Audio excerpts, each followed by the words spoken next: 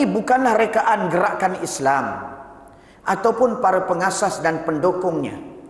Mungkin ada orang kata ni Islam politik ni rekaan Hasan al-Banna rahimahullah ta'ala, rekaan Ikhwanul Muslimin, rekaan gerakan Islam yang nak berkuasa, maka mengatakan bahawa Islam ini mesti mengarah kehidupan politik umat Islam, bukan semata-mata dalam soal ibadah. Maka dituduh bahawa ini rekaan daripada gerakan Islam. Tidak, bukan. Bahkan ia adalah apa yang telah disebut oleh nas-nas Islam yang qat'i, iaitu yang qat'i maknanya yang tak boleh dipertikaikan maksudnya. Peristiwa-peristiwa sejarahnya yang sabit dan tabiat dakwahnya yang syumul. Tentang nas-nas Islam cukuplah bagi kita 2 ayat daripada surah An-Nisa. Ayat ni kena hafal semua. Bagi kita nak faham ajaran Islam ni tak sesuai, ya, untuk sejalan dengan sekularisme itu. Kena hafal ayat ni. Kena tahu pengajarannya. Ya, saya minum je. Bismillah.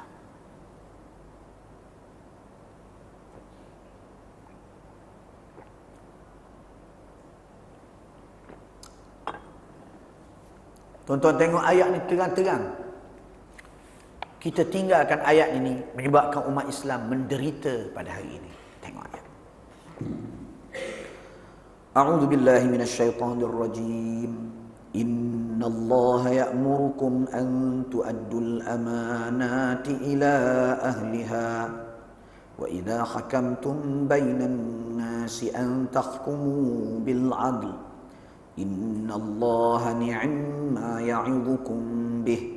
Innallaha kana sami'an basira. Ya ayyuhalladzina amanu athi'u Allah wa athi'u ar-rasul wa ulil amri minkum.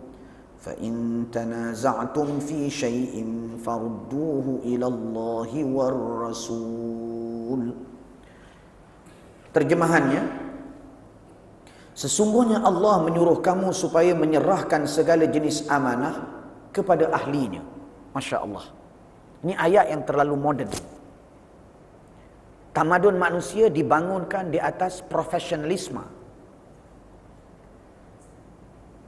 Sebuah masyarakat tak mungkin jadi kukuh dan selamat kalau diberikan tanggungjawab dan tugasan kepada orang-orang yang tiada kelayakan. Di zaman moden sama ada syarikat penerbangan, syarikat perniagaan, syarikat kereta, syarikat apa sekalipun. Dia memastikan kejayaan syarikat berdasarkan kepada mereka yang memegang tugas-tugas dalam syarikat itu yang paling layak. Yang paling layak. Ni Islam dah sebut 1500 tahun yang lampau dalam Al-Quran, agar menyerahkan amanah itu kepada ahlinya. Ni dulu orang kafir tak tahu apa. Mereka tak ada tamadun. Mereka ketika Islam ini, mereka duduk dalam dark ages selama ratusan tahun. Mereka temui cahaya itu bila berlaku peperangan salib. Apabila mereka itu bertembung dengan Islam dan umat Islam, ketika itu mereka mula menyedari betapa majunya orang-orang Islam. Ada Al-Quran dah sebut bahawa jangan diserahkan amanah melainkan kepada orang yang layak. Akhlak Allah begini. Allah Ta'ala melantik Nabi Adam alaihissalam menjadi khalifah. Malaikat tak berapa setuju. Maka Allah menunjukkan kelayakan Adam, ahliyatu Adam, kelayakan Adam untuk menjadi khalifah kerana Adam mempunyai kelebihan ilmu. Maka Allah beritahu kepada malaikat supaya malaikat sebut, ini nama apa? Ini nama apa? Ini nama apa? Malaikat kata, la ilma lana illa ma 'allamtana. Kami tak ada ilmu melainkan yang engkau ajarkan kepada kami. Lalu Allah perintah kepada Nabi Adam menyebut, ni nama apa? Ni nama apa? Nabi Adam sebut semua nama dan istilah. Mengapa nama dan istilah? Kerana semua ilmu mabniyun, dibangunkan di atas istilah. Nama air dalam sains dipanggil H2O. Nama air di Kedah dia panggil ayak. Nama air di Britain dia panggil water. Semua itu Nabi Adam belajar habis semua. Allah ajar semua. Maka Nabi Adam sebut water, H2O, ayak, air, al-moyah, habis semua. Nabi Adam sebut satu. Sehingga cerek ni pun sebut cerek, gini semua sekali. Semua kamus yang ada di dunia ini diketahui oleh Nabi Adam alaihissalam. Malaikat serenda dan malaikat mengakui Nabi Adam layak untuk menjadi khalifah. Jadi Allah Ta'ala sendiri nak bagi amanah menjadi khalifah, memilih makhluk yang ada kelayakan. Ni Islam. Tapi hari ini kita tinggalkan ajaran Islam. Kita bagi kepercayaan kepada orang tak ada kelayakan. Kemudian kita menderita. Tengok yang menjadi pemimpin di Syria, Hafiz al-Assad, tak ada kelayakan menjadi pemimpin. Bashar al-Assad tak ada kelayakan menjadi pemimpin. Sama ada dari sudut syariat, kerana dia tak ada ilmu, dia tidak mematuhi syariat Allah, isterinya telanjang, dia sendiri berfahaman Syiah yang sesat, maka tak layak jadi pemimpin. Dilantik juga sebagai pemimpin. Hari ini dia menggunakan tentera-tenteranya membunuh penentang-penentangnya, daripada orang tua sampai kanak-kanak, persis seperti perbuatan Yahudi. Dia bunuh aja, masuk rumah tembak, masuk rumah tembak. Budak-budak tengah duduk atas kosyen macam anak-anak kita ni aja, dah mati kena tembak. Ini kesannya bila tak mengikut Al-Quran dan hanya membataskan ikutan itu kepada soal ibadah. Allah sebut antu'addul amanati ila ahliha, bagi kepercayaan dan amanah kepada yang layak. Ini bukan soal sembahyang, ini bukan soal puasa, ini soal yang dipanggil hari ini kenegaraan, civil dan politik. Soal-soal yang madani. Ini bukan soal sembahyang, bukan soal haji. Tapi umat Islam hari ini buat dia buat tak kisah saja. Ini Al-Quran, dia buat tak kisah.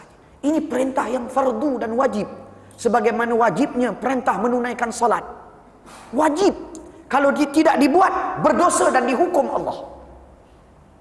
Tapi umat Islam tak kisah.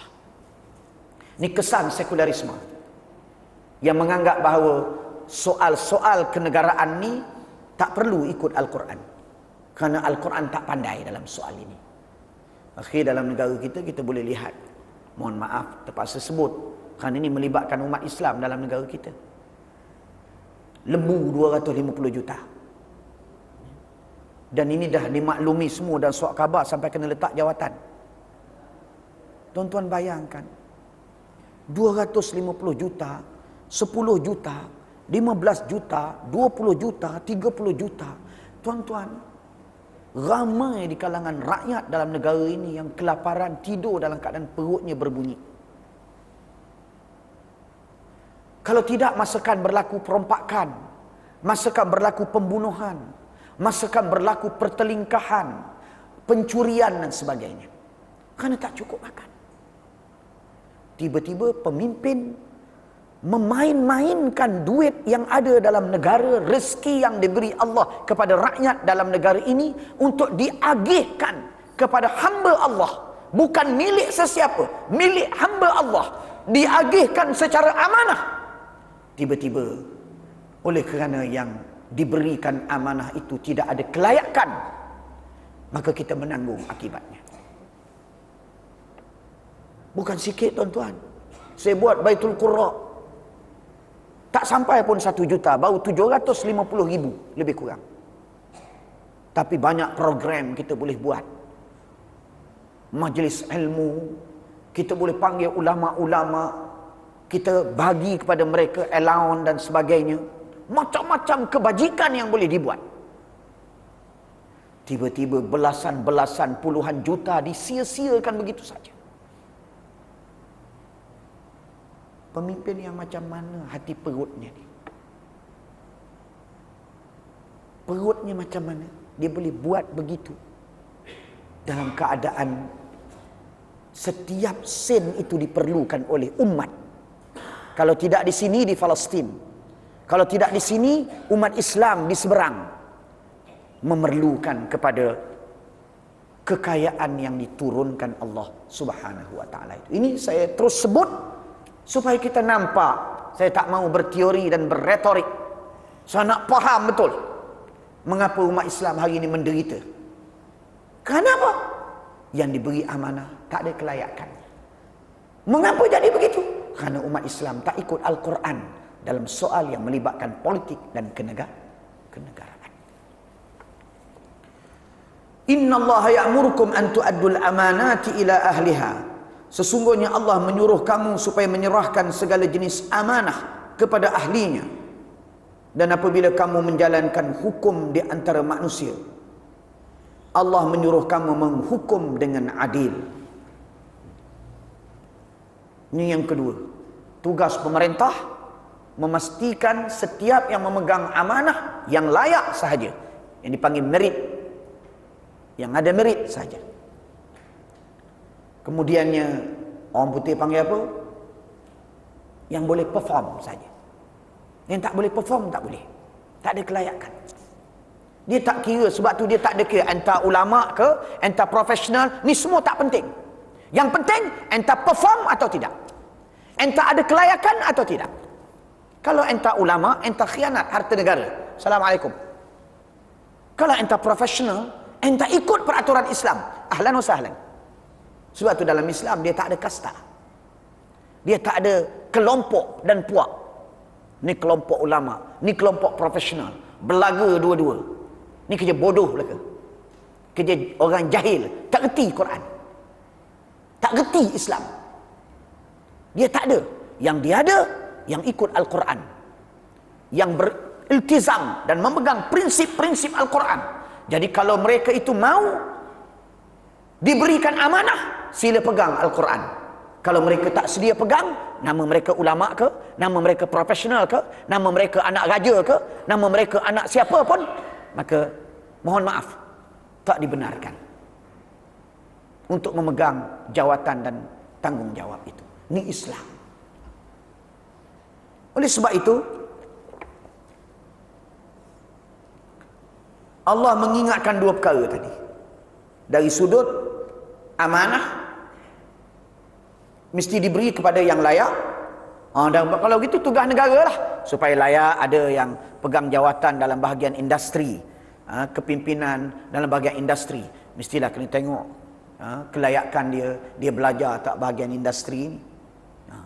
Contoh nak bagi pegang jawatan Petronas, mestilah tengok dia ni ada belajar tak tentang petroleum. Kemudian berapa lama pengalaman dia. Ni dah tak terlibat bab semayang belaka dah ni. Ni dah tak terlibat bab zikir dah ni. Ni dah tak terlibat belaka dah bab maulid ni, tak terlibat belaka dah ni. Ni terlibat langsung tentang soal kenegaraan. Ni dah tak terlibat dah semayang berjamaah, tak terlibat dah ni dakwah-dakwah, tak terlibat belaka dah ni. Ni tanggungjawab yang melibatkan kenegaraan secara langsung yang diperintah oleh Allah. Kerana yang nak pastikan ni kerajaan. Bila tengok tak ramai yang layak, buat universiti, pastikan mereka belajar dan mereka ada kelayakan. Bila mereka dah ada kelayakan, pilih yang layak, bukan pilih yang tak layak. Pilih yang layak. Ini tugas kerajaan. Jadi berdasarkan ayat yang dibawa oleh Al-Imam Al-Qaradawi ini, mengingatkan kepada kita, Islam bukan hanya mengajar tentang soal semayang, tetapi Islam juga secara jelas memberi suatu arahan yang tegas agar sebuah kuasa pemerintahan itu didasarkan kepada pedoman Al-Quran. Bagaimana pedoman Al-Quran? Memastikan setiap yang memegang tugasan dalam jentera dan pengurusan rakyat itu ialah orang-orang yang ada kelayakan. Kan senang hati kita kalau semua pegang orang yang amanah. Macam apa dia tu, Sayyidina Umar Abdul Aziz amanah, ibunya amanah, neneknya amanah, datuknya amanah. Sayyidina Umar radhiyallahu taala anhu orang-orang yang amanah. Sayyidina Umar, bagaimana dia ketika dia sakit, doktor kata, tabib kata, Amirul Mukminin untuk nak buat ubat kita perlu kepada madu. Jadi Amirul Mukminin ada madu tak? Sayyidina Umar jawab, ada tapi sikit, tak cukup. Nah, ini bukan cerita dongeng. Ini bila dengar cerita-cerita sahabat, kita rasa macam benda ni apa kita panggil dalam lipatan sejarah. Tidak. Ini adalah contoh-contoh yang hidup. Sebagaimana hari ini jeneral-jeneral perang membaca tentang Napoleon, membaca tentang peperangan antara Rom dan Parsi, peperangan Greek dan sebagainya, dan mengkaji kebijaksanaan peperangan itu dan diterjemahkan dalam konsep yang moden. Maka kita bila baca sejarah sahabat, jangan macam baca cerita hang tua dan hang jebat. Kerana hang tua, kerana sahabat itu berpandukan kepada prinsip yang hidup. Kerana itu mereka berjaya. Jadi, oleh kerana tak ada cukup madu, Sayyidina Umar panggil semua rakyatnya berhimpun di Madinah. Dalam masjid, Sayyidina Umar berkhutbah, melaporkan keadaannya yang gering dan memerlukan madu. Dan madu itu ada, tetapi milik rakyat dalam gedung negara. Maka Sayyidina Umar minta kepada rakyat dalam masjid yang berkumpul tu mengizinkan beliau mendapatkan sedikit dari madu yang disimpan. Ni dia. Ni khalifah Amirul Mukminin. Terus saya cakap nak membazir atau melupuskan 15 juta, 18 juta, 25 juta. Terus saya cakap madu yang skepeng tu pun tak berani dia nak ambil. Melainkan diizinkan oleh rakyat kerana takut. Kerana dia tahu untuk dia selamat di barzakh dan di hari akhirat, mesti dia mengikut ajaran Nabi Muhammad sallallahu alaihi wasallam dalam kepimpinan siasah, mesti amanah dengan setiap sen. Ini dia. Ini yang Islam ajar. An tu'addul amanati ila ahliha. Beri amanah kepada orang yang layak. Tapi bila kita tak ikut Islam, kita bagi pada orang yang tak layak. Bila bagi orang yang tak layak, yang memang terang-terang dia tak nak pakai Islam, kita bagi dia jadi pemimpin. Bila dia tak nak pakai Islam, maka dalam hatinya tak ada ingatan kepada Allah, tak ada pertimbangan berdasarkan dosa dan pahala. Maka orang macam ni tak pelik sampai dia menyelewengkan jutaan duit yang sangat bernilai kepada orang-orang miskin. Tuan-tuan yang dirahmati Allah, ini contoh bagaimana Sayyidina Umar radhiyallahu taala anhu yang sangat amanah. Kalau kita buat, senang kita dalam negara ni. Masya Allah, memang boleh percuma, banyak perkara lah boleh percuma. Bukan takat percuma, mati pun di alam barzah selamat. Akhirat pun Tuhan suka. Negara pun jadi baldatun tayyibatun wa rabbun ghafur. Tapi mengapa tak jadi? Kerana meninggalkan Islam dan mengikut fahaman sekular yang mengatakan dalam soal politik, jangan sebut agama, jangan ikut agama.